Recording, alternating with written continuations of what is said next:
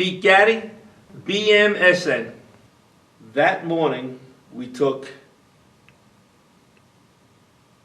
I believe, two prisoners up to Downstate Correctional, which is off of where 84 goes to Connecticut, Beacon. Downstate Correctional Facility does the immigration for New York State Corrections. So you would bring the inmate there, the judge would hear his case, deport or stay in the United States. And a lot of times they would deport them. They wouldn't deport them right then and there. They'd go back, finish their time out, and to be deported. So we dropped the inmates off down in the holding cells, and we would all the officers from all the surrounding prisons who bought, we'd be in the visiting room. And on the side of the visiting room was a room they'd have like a courtroom. So we were sitting in there drinking coffee, telling war stories, you know. So one of the officers says, "Hey, you know, a plane hit the World Trade." I said, "What?"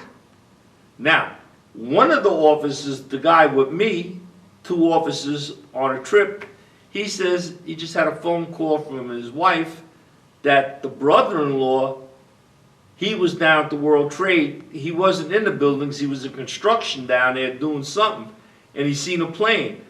I says, "What kind of plane?" All of a sudden, the TVs in the visiting room went on, and we seen a building with like black on it. And from that moment on, there was no more court. We were there. The inmates down in the cell blocks, everybody was watching TV. Everybody. And that's what I remember about 9/11. And that night, we were told, now this is interesting, we were told, leave the inmate downstate, go get a hotel. It's okay. We left the inmate downstate in the holding cell, and they would take him to the cell blocks for the night, and we went to a hotel. We called the jail up and told them where we're at, and they says, "Oh, leave the inmate there and come back." I said, "What?" "Leave the inmate there and come back. Come back to Staten Island." Now, we couldn't go through Jersey because we were armed. That night, we come down the thruway onto the FDR. There was nobody on the FDR. The cops stopped us. We told them, you know, corrections. They said, "Okay, go on down and go over to Brooklyn Bridge." Because that's the way we normally come back. So we went down, and when we got down there was nobody on the FDR. Everything was quiet. When we went over the Brooklyn Bridge, I looked out and I seen a glow. A glow. It was still burning that night. And then when we got to the BQE goes to the Verrazano.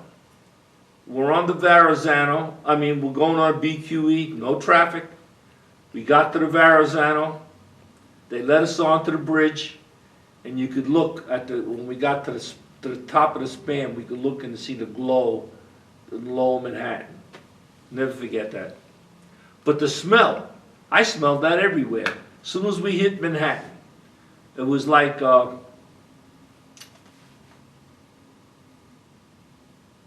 electrical fire. That's what it smelled like an electrical fire. With the first plane, it was an accident. Stuff does up. But when that second plane hit, I said, "Nope, that's no accident. No accident whatsoever." And then we learned about the plane in Pennsylvania, the Pentagon.